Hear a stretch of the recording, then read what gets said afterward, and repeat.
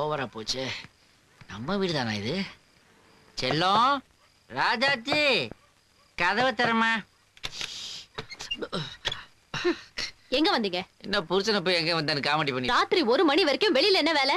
அது எம்எல்ஏ நெப்போலியனை பார்த்து ஒரு வேலை விஷயமா பேச. எந்த நெப்போலியன்? குடிச்சிட்டு தானே வந்திருக்கீங்க? அது நம்ம பார்ட்டிக்கு வேலை கிடைச்சிச்சு, அதுக்கு ஒரு ட்ரீட் கொடுத்தான், அங்க போயிட்டு வந்து. ஆமா, உங்களுக்கு எப்ப வேலை கிடைக்க போகுது?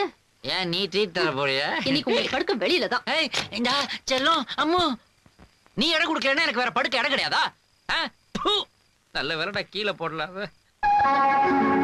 தெய்வம் தந்த வீடு வீதி இருக்கு, இந்த ஊரென்ன சொந்த வீடென்ன, ஞான பெண்ணீரின் பொருள் என்ன, நீ வந்த கதை என்ன? ஹலோ, எக்ஸ்கியூஸ் மீ, இது ஏன் பிளேஸ், கெட் அவுட். நல்ல இங்கிலீஷ் பேசுறீங்களே, நீங்க யாரு? ரிசர்வ் பேங்க் ஆஃப் இந்தியா ஆபீசரா? அனாவசியமா பேசுனேன், எங்க சங்கத்துல சொல்லி நடவடிக்கை எடுத்துருவேன். உனக்கு கூட சங்கமா? அட பாவி, உருப்பிட்டா மாதிரி தான்டா இந்த தேசம். இந்த பொண்ணை பாருங்க, எப்படி இருக்கு? நல்லா இருக்கு இல்ல? இதுல யோசிக்க என்ன இருக்கு? எல்லாம் படிச்ச பொண்ணுங்க, நல்ல குடும்பம். அண்ணன் மூடிக்கிட்டு ஏதாவது ஒண்ணு முடிவு பண்ணலாமே. டேய் டேய், உனக்கு பிடிச்சிருந்தா என்ன பண்ண? கல்யாணம் பண்ணிக்க போற உனக்கு பிடிச்சிருக்கான்னு கேளு. கண்டிப்பா கேட்பேன். நீங்க எனக்கு பண்ண மாதிரி என் பையனுக்கு நான் பண்ண மாட்டேன். என்ன குத்த சொல்லனா உங்களுக்கு தூக்கம் வராதே. சும்மா சொல்றேன். என்னம்மா வீட்டு வேலைக்கு ஆள் தேடுறீங்க போல இருக்கு? பாப்பா, எப்ப கல்யாண பேச்சு எடுத்தாலும் ஏருக்கு மாற ஏதாவது சொன்னா என்னடா அர்த்தம்? இப்படி 20 போட்டோ வச்சுக்கிட்டு இது பெட்டரா அது பெட்டரான்னு பாக்குறது கேவலம்னு அர்த்தம். இதுல என்னடா கேவலம்? 10-20 போட்டோ பார்த்தா தானே முடிவு பண்ண முடியும். 10 இல்ல 100 பாருங்க. ஆனா ஒரு பொண்ணு வீட்டுல இதே மாதிரி 100ல 1 என்னோட போட்டோ இருக்குன்னு நினைச்சா எனக்கு கேவலமா இருக்கு. எனக்கு இப்ப கல்யாணம் வேண்டாம். அம்மா ஒரு காஃபி கொடுமா. ஓடி துரைக்கு ஒரு காஃபி கொடு. அப்படியே எனக்கு ஒண்ணு எடுத்துட்டு வா.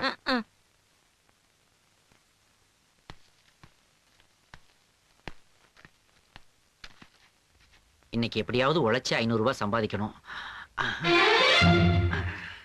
வணக்கம் அங்கிள், பார்த்தி இருக்கானா? வாடா வா. உன்னாலதான் அவன் இப்படி எடுத்தெறிஞ்சு பேசுறான்.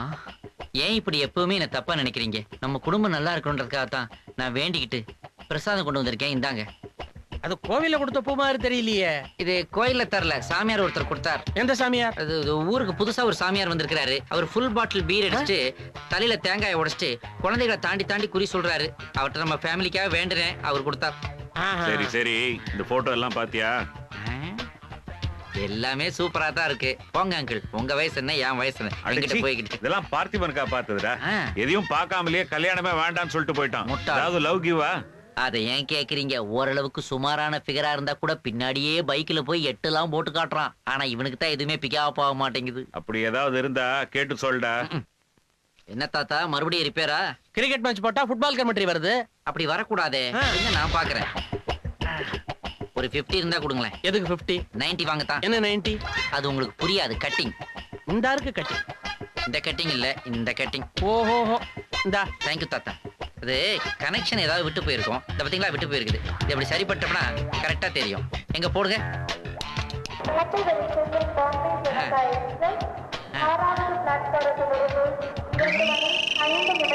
என்ன தம்பி, ரயில்வே ஸ்டேஷன் அனௌன்ஸ்மெண்ட் வருது. இன்னும் கொஞ்ச நேரம் விட்டா போலீஸ் ஸ்டேஷனே வரும். Best of luck. சாமி தீராத தம்மு வேண்டும். வா மனோ. Hi aunty. காஃபி சாப்பிடு.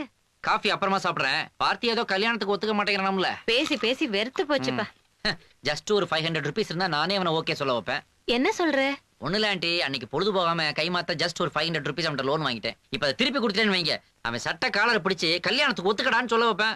யோசிக்காதீங்க, லட்சமா டவுரி வரப்போகுது. இந்த 500 பார்க்காதீங்க, கடுகு டப்பாக்குள்ள இருக்கும், எடுத்து கொடுங்க. வீட்டுல அம்மா அப்பா தான் இம்சன்னா நீயுமாடா? டேய், வீட்டுல இம்சை பண்ணும்போதே கல்யாணத்தை ஓகே பண்ணிடணும்டா. அப்படி இல்லன்னு வச்சுக்க, கண்டுக்காம போயிட்டே இருப்பாங்க. அப்ப நீ தான் அவங்க பின்னாடி தொங்கிட்டு தெரியணும். இப்பெல்லாம் முந்தி மாதிரி இல்ல, பேரண்ட்ஸ் எல்லாம் ரொம்ப கெட்டு போயிட்டாங்க. உன் மனசுல ஏதாவது ஆசை இருக்கா? சொல்லுடா. ஆசைனா? ஆசைனா நமக்கு வரப்போறவ எப்படி இருப்பான்ற கற்பனைகள். உதாரணத்துக்கு கிரண் மாதிரி நல்ல ஸ்லிம்மா உயரமா, சிம்ரன் மாதிரி நல்லா தமிழ் பேசக்கூடிய இந்த மாதிரி ஏதாவது கற்பனைகள் இருக்கும் இல்லையா? அத சொல்லு. டேய், ஏய், அப்படின்னா நீ யாரையாவது லவ் பண்றியா? யாரு இவனா? நமக்கு தெரியாமையா? அடிச்சனா? அதுவும் கரெக்ட் தான். டேய், ரோட்ல போகும்போது நம்ம பல பெண்களை பார்ப்போம். ஆனா சில பெண்களை பார்க்கும்போது மட்டும்தான் இந்த மாதிரி ஒருத்தி நமக்கு பொண்டாட்டியா வந்தா நல்லா இருக்குமேன்னு தோணும். ஆமாண்டா, உனக்கு தோணுச்சு, அதே மாதிரி அமைஞ்சிச்சு. எனக்கு அமைஞ்சுக்கிச்சு. உனக்கு அந்த மாதிரி தோணி இருக்கா? எனக்கு அப்படி தோணுச்சுன்னா கண்டிப்பா சொல்றேன்டா. ஏய், இச்சித்தா பண்ணடி. சிச்சி வேண்டாயா? கேக்குறல்ல. ப்ளீஸ் டி, எங்களுக்காக பண்ண. ப்ளீஸ் டி. முடியாது. ஏய், ஒரே ஒரு தடவை.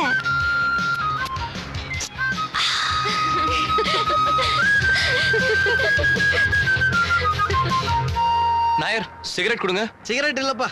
எப்பதான் இருந்திருக்கு?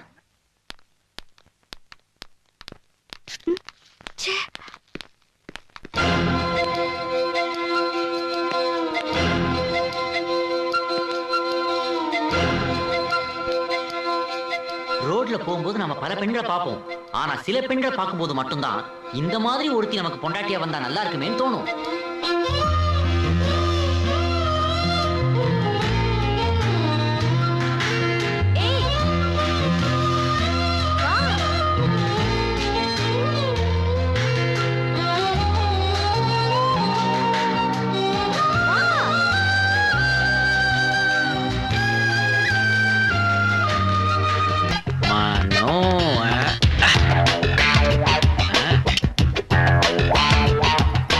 என்னங்க இது?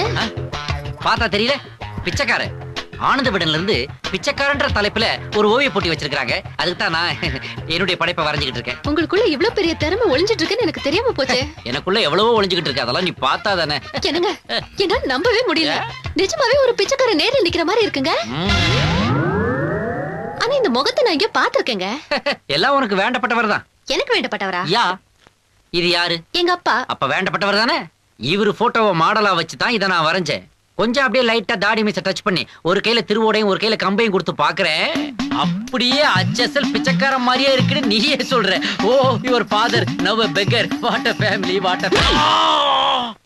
இதுதான் தர்மத்தின் வெற்றி. இதை யாராலும் தடுத்து விட முடியாது. என் உடலிலே ஒரு சொட்டு ரத்தம் இருக்கிறது, உங்கள் எண்ணம் நிறைவேறாது. பதட்டப்பட்டு வார்த்தையை விட்டுறாத. ஊர்ல நல்லது நடக்கணுங்கிறதுக்காக செய்யற காரியம் அது. இதுல ஜெயிக்கிறதோ தோக்குறதோ முக்கியம் இல்ல. ஆண்டவனுடைய கோர்ட்டுன்னு ஒண்ணு இருக்கு. அந்த கோர்ட்ல இந்த அண்ணாமலை ஜெயிப்பா. ஏதாவது ஒரு சேனலை வையேன்பா. இப்படி மாத்திட்டே இருந்தா எதைத்தான் பாக்குறது? எல்லாத்துலயும் ஒரே ப்ரோக்ராம் போடுறாங்க. காலையில போட்டது சாயங்காலம் ரீடெலிகாஸ்ட், சாயங்காலம் போட்டது மறுநாள் காலை ரீடெலிகாஸ்ட். வேற ஏதாவது சீரியல் போடப்பா. ஐயோ, காலையில இருந்து எல்லா சீரியலும் பார்த்துட்டேன். வேற வேற பேர்ல ஒரே சீரியல். எப்ப பார்த்தாலும் பொம்பளைங்களா கூடி கூடி அழுகுறாங்க. ஒரே போர் தாத்தா. வீட்லயோ வெளியிலயோ ஏதாவது வேலை இருந்தா டிவி பாக்குறது என்டர்டெயின்மெண்ட். வேலையே டிவி பாக்குறதா இருந்தா போர் அடிக்காம என்ன செய்யும்? டேடே இங்க வாடா. ஏதாவது சொன்னா ரூம்ல போய் கதவு சாத்திக்காத. இது என் ஃப்ரெண்டோட கம்பெனி. ஏதோ மார்க்கெட்டிங் எக்ஸிகியூட்டிவ் வேலையா. உனக்கு தான் ஊர் சுத்துறதுன்னா ரொம்ப பிடிக்குமே. அவரை போய் பாரு. இப்படியே போகாத. போறதுக்கு முன்னாடி நீட்டா ஷேவ் பண்ணிக்கிட்டு போ. எந்த வேலையிலயும் 2 மாசத்துக்கு மேல தங்கல. உங்க அப்பா கூட நேத்தே சொன்னாரு. What's your problem? எந்த வேலையும் எனக்கு பிடிக்கல சார். காலையில 9 மணிக்கு ஆபீஸ் போயிட்டு மத்தியானம் 1 மணிக்கு டப்பா பிரிச்சு தயிர் சோறு சாப்பிட்டு சாயந்தரம் 5 மணிக்கு வீட்டுக்கு போய் கை வச்ச பனியன் போட்டுட்டு நியூஸை பார்த்துட்டு தூங்க போறது நினைச்சாலே போர் அடிக்குது சார். 9 to 5 தான் ஸ்கூலுக்கு போனீங்க. 9 to 5 தான் காலேஜுக்கு போனீங்க. 9 to 5 ஆபீஸ்க்கு போறதுனா மட்டும் ஏன் சார் போர் அடிக்குது? படிப்புங்கிறது கட்டாயம், வேலைக்கு போறதும் கட்டாயம். ஆனா இந்த வேலைக்கு தான் போகணும்ன்றது கட்டாயம் இல்லையே. ஒரே ஆபீஸ், ஒரே முகங்கள், சலிப்பு சார். இன்ஃபேக்ட் இது ஒரு மார்க்கெட்டிங் எக்ஸிக்யூட்டிவ் வேலைங்கிறதுக்காக தான் இங்க வந்தேன். எங்க அப்பா சொன்னாருங்கிறதுக்காக இல்ல. நாளைக்கு இந்த வேலையும் பிடிக்கலன்னா ஐ வில் ரிசைன். கிடைச்ச வேலை செய்யறதுக்கும் பிடிச்ச வேலை செய்யறதுக்கும் நிறைய வித்தியாசம் இருக்கு சார்.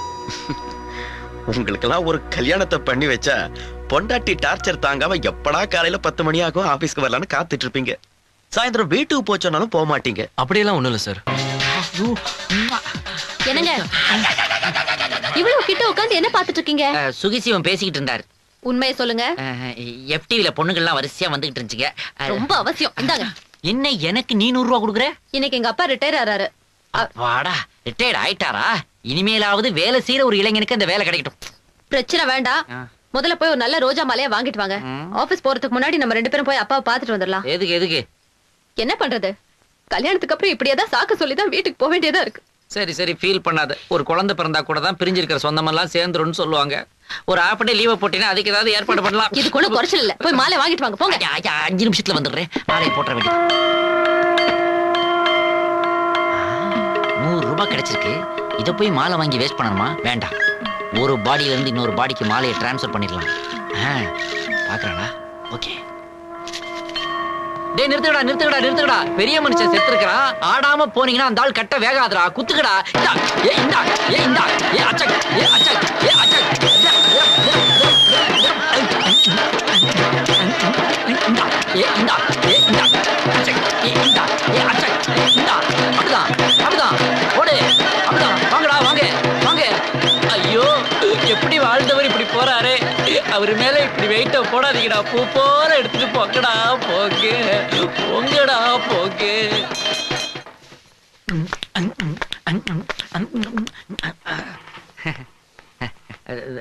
இந்தாங்க. மாலை. என்னங்க, இப்பதான் உருப்படியா ஒரு காரியம் செஞ்சிருக்கீங்க. என்ன 100 ரூபாய்க்கு இவ்வளவு பெரிய மாலையா? ரொம்ப சமத்துங்க நீங்க. புரிஞ்சா சரி. ரொம்ப உதிருது, சீக்கிரம் போட்டுருவோம். இது என்ன 1 ரூபாய் காசு? அது நெத்தி காசு போல இருக்கு. நெத்தி காசா? இல்ல, இப்பெல்லாம் எந்த பொருள் வாங்கினாலும் கூடவே ஒண்ணு இனாமா தராங்க இல்லையா? ரோஜா மாலை வாங்கும்போது நம்ம லக்குக்கு ஏத்த மாதிரி 5 ரூபாயோ 1 ரூபாயோ அதுல கட்டி தொங்க விடுவாங்களாம். நம்ம நெத்தியில எழுதுனது 1 ரூபா தான் போல இருக்குது. அதான் கிடைச்சிருக்குன்னு சொல்ல வந்தேன். சீக்கிரம் போய் அப்பாவுக்கு மாலையை போட்டுடலாம். அந்த 1 ரூபாயை அவர் நெத்தியில வச்சு கையில கொடுத்துட்டு வந்துடலாம். சீக்கிரம் வாங்க, மாலை ரொம்ப உதிருதுங்க. உதிர்ந்தா நாரு மாமனாரு. அமுதா, மாமி சும்மா சொல்லப்படாதே. பொணத்துக்கு முன்னாடி உங்க ஆத்துக்கார் சூப்பரா டான்ஸ் ஆடினார். பொணத்து முன்னாடியா? ஆனா பொணத்து கழுத்துல கிடந்த மாலையை ஏன் எடுத்துன்னு வந்தாருன்னு தான் எனக்கு புரியல. ஆஹா, போட்டு விட்டு போறாளே. அது எப்படியும் அடுத்த மாலை அவருக்கு அதான போடணும். அதான் கொஞ்சம் அட்வான்ஸா போட்டுடலாமேன்ட்டு தான். அதான் எனக்கு என்ன எடுக்கிற அமுதா, எதா இருந்தாலும் பேசி முடிவு பண்ணிக்கலாம். அவசரப்பட்டுறாத. என்ன கீழே இருக்கிற கல்ல பற்ற போது ஐயோ ஐயோ அம்மா கூறி பார்த்து அடிக்கிறானே. பொட்டி தோப்பு காரி போல இருக்குது. வீதி வழி போன தையத்தக்க ஹொய்யா நடையா இது நடையா ஒரு நாடு. டேய் நிறுத்துறா, அதான் நாடகம் நடந்துருச்சேடா. ஒரு பட்டு தென்னை வரக்கூடிய நான் வாங்கி கொடுடா. ஹாய்டா. என்னடாச்சு? கபடி ஆடிக்கிட்டே நடந்து வர? ஏன்டா சொல்ல மாட்டேன்? நேத்து நைட்டு ஏதோ ஒரு சேனல்ல ஏக் துஜே கேலிய படம் போட்டான்டா. சரி. அதுல கமல் ராதிகா. இன்னும் பல வீடியோக்களை காண சன் லைஃப் சேனலை சப்ஸ்கிரைப் பண்ணுங்க.